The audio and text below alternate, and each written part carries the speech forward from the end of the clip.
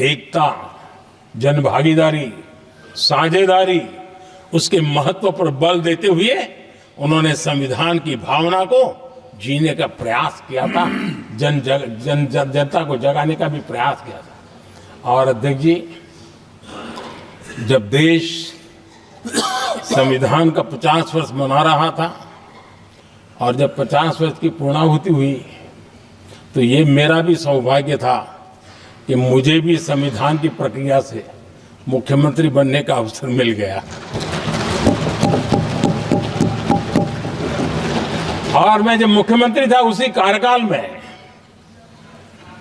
संविधान के 60 साल हुए और तब मैंने तय किया था मुख्यमंत्री के नाते कि हम गुजरात में संविधान के 60 साल मनाएंगे।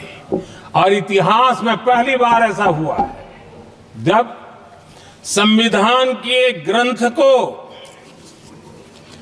हाथी पर बनाई हुई अंबाड़ी में रखा गया, उस विशेष व्यवस्था में रखा गया।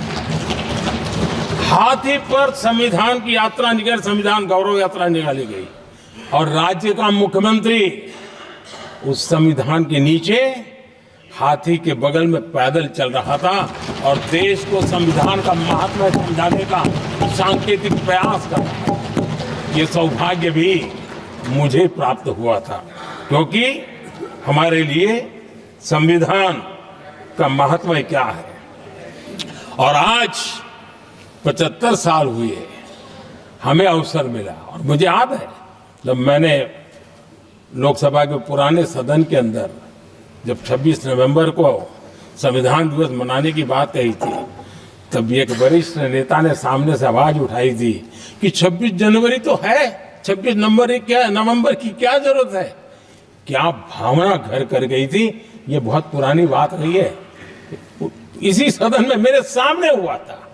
लेकिन आदरणीय सभापति जी, मेरे लिए खुशी की बात है कि इस विशेष सत्र में अच्छा होता, संविधान की शक्ति, संविधान की विविधताओं पर चर्चा होती, नई पीढ़ी को काम आता।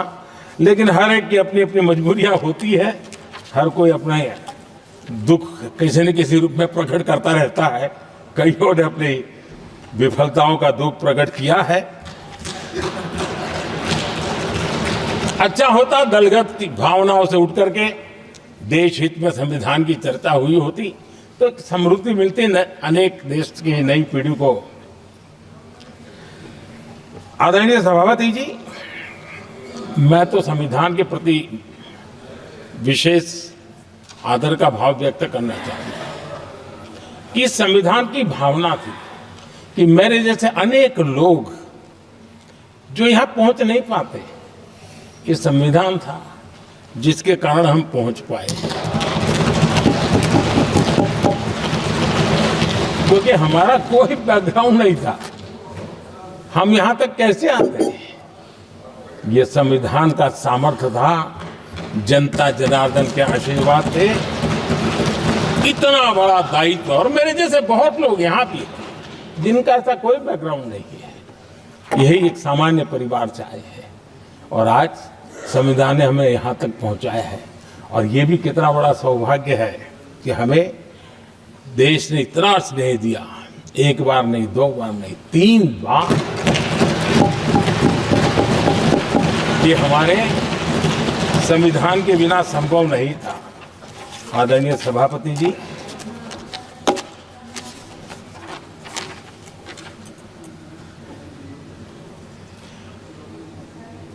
उतार चढ़ाव तो आए, कठिनाइयां भी आई, रुकावटें भी आई, लेकिन मैं फिर एक बार देश की जनता को नमन करता हूं कि देश की जनता पूरी ताकत के साथ संविधान के साथ खड़ी रही।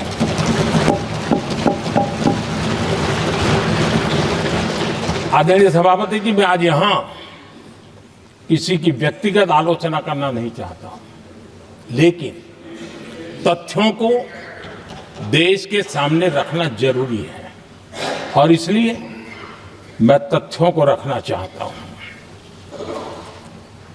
कांग्रेस के एक परिवार ने संविधान को चोट पहुंचाने में कोई कोर कसर नहीं छोड़ी है।